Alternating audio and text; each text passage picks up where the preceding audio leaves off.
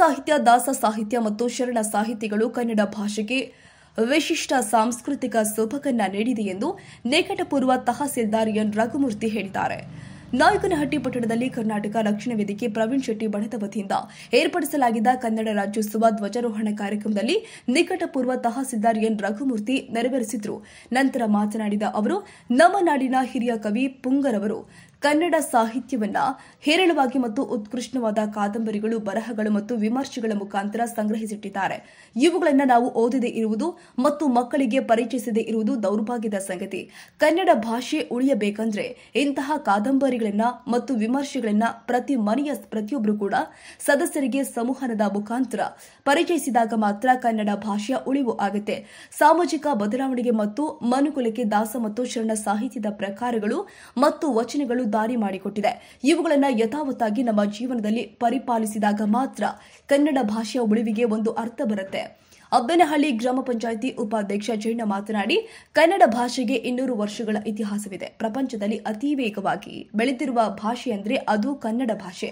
ಯಾಕಂದ್ರೆ ಸುಮಾರು 8 ಜನರಿಗೆ ಜ್ಞಾನಪೀಠ ಪ್ರಶಸ್ತಿ ದೊರೆತಿರುವಂತಹ ನಮ್ಮ ಹೆಮ್ಮೆಯ ಕನ್ನಡ ಭಾಷೆ.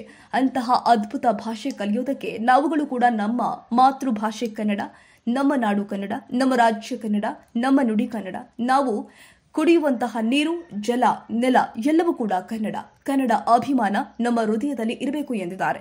ಈ ಸಂದರ್ಭದಲ್ಲಿ ಉಪಸ್ಥಿತರಿದ್ದ ಪಟ್ಟಣ ಪಂಚಾಯಿತಿ ಮುಖ್ಯ ಅಧಿಕಾರಿ ಓ ಶ್ರೀನಿವಾಸ್, ಪಟ್ಟಣ ಪಂಚಾಯಿತಿ ಸದಸ್ಯರಾದ ಮಂಜುನಾಥ್ ಗೌಡ್ರು, ನಾಯಕನಹಟ್ಟಿ ಹೋಬಳಿಯ ಕರ್ನಾಟಕ ರಕ್ಷಣಾ ವೇದಿಕೆ ಅಧ್ಯಕ್ಷರು ಆದ ಶ್ರೀಯುತ ಪ್ರಕಾಶ್, ಉಪಾಧ್ಯಕ್ಷರು ಆದ ಬೋರಯ್ಯ ಎನ್, ಗೌರವ ಅಧ್ಯಕ್ಷರು ಆದ ಶ್ರೀಯುತ ಟಿ ತಿಪ್ಪೇಸ್ವಾಮಿ, ಪ್ರಧಾನ ಕಾರ್ಯದರ್ಶಿಯಾದ ಸುರೇಶ್ ಎನ್, ಸಂಘಟನೆ ಕಾರ್ಯದರ್ಶಿಯಾದ ಓಬಯ್ಯ, ಯುವ ಘಟಕ ಅಧ್ಯಕ್ಷರು ಆದ ಶಿವು, ಯುವ ಘಟಕದ ಉಪಾಧ್ಯಕ್ಷರು ಆದ ರಂಗನಾಥ್, ಆಟೋ ಚಾಲಕರ ಸಂಘದ ಅಧ್ಯಕ್ಷರು ಆದ ಶ್ರೀಯುತ ತಿಪ್ಪೇಸ್ವಾಮಿ, ಪದಾಧಿಕಾರಿಗಳು ಆದ ಕಾಟಯ್ಯ, ಸೋಮಶೇಖರ್, ತಿಪ್ಪೇಸ್ವಾಮಿ, ಮನೋಜ್ ಕುಮಾರ್, ಮೋಹನ್ ಮತ್ತು ಸರ್ಕಾರಿ ಹಿರಿಯ ಮಾದರಿ ಶಾಲೆಯ ವಿದ್ಯಾರ್ಥಿಗಳು ಮತ್ತು ಶಿಕ್ಷಕರು ಹಾಜರಿದ್ದರು.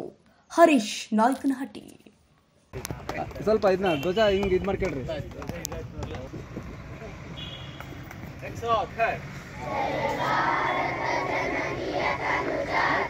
ಜಯ ಹೇ ಕರ್ನಾಟಕ ಮಾತೆ, ಜಯ ಸುಂದರ ನದಿ ವನಗಳ ನಾಡೆ, ಜಯ ಹೇ ರಸ ಋಷಿಗಳ ವೀಣೆ, ಭೂದೇವಿಯ ಮಕುಟದ ನವಮಣಿಯೇ, ಗಂಧದ ಚಂದದ ವಣ್ಣಿನ ಗಣಿಯೇ, ರಾಘವ ಮನಸು ಜನರವತರಿಸಿದ ಭಾರತ ಜನನಿಯ ತನುಜಾತೆ, ಜನನಿಯ ಜೋಗಳ ವೇಷದ ಘೋಷ, ಜನನಿಯ ಜೀವವು ನಿನ್ನಾವೇಶ, ಹಸುರಿನ ಗಿಳಿಗಳ ಸಾಲೆ, ನಿನ್ನಯ ಕೊರಳಿನ ಮಾಲೆ, ಅಖಿಲಕ ಚಂದ್ರನ ಗೌತಮ ಜನನುತ ಭಾರತ ಜನನಿಯ ತನುಜಾತೆ, ಶಂಕರ ರಮಣುತ ವಿದ್ಯಾರಣ್ಯ, ಬಸವೇಶ್ವರ ಮಧ್ಯದ ದಿವ್ಯಾರಣ್ಯ, ರಣ್ಯಕರ ಶನಿಪಮ್ಮ, ಪಂಪಲ ಪುಲಿಪತಿ ಚೆನ್ನ, ಕುಮಾರವ್ಯಾಸರ ಮಂಗಳಧಾಮ, ಕವಿ ಕೋಗಿಲೆಗಳ ಪುಣ್ಯಾರಾಮ,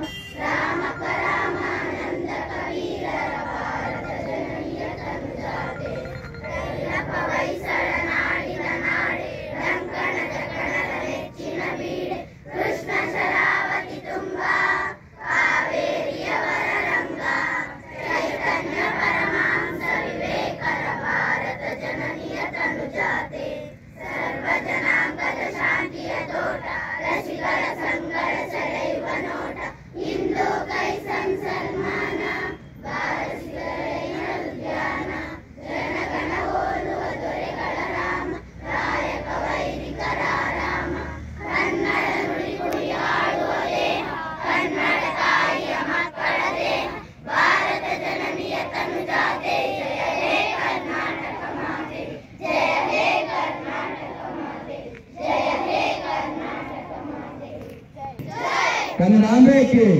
ತಾಯಿ ಭುವನೇಶ್ವರಿಗೆ, ತಾಯಿ ಭುವನೇಶ್ವರಿಗೆ, ಭಾರತಾಂಬೆಗೆ, ಭಾರತಾಂಬೆ. ಸ್ವಲ್ಪ ಇದನ್ನ ಧ್ವಜ ಹಿಂಗ್ ಇದ್ ಮಾಡ್ಕೊಳ್ರಿ.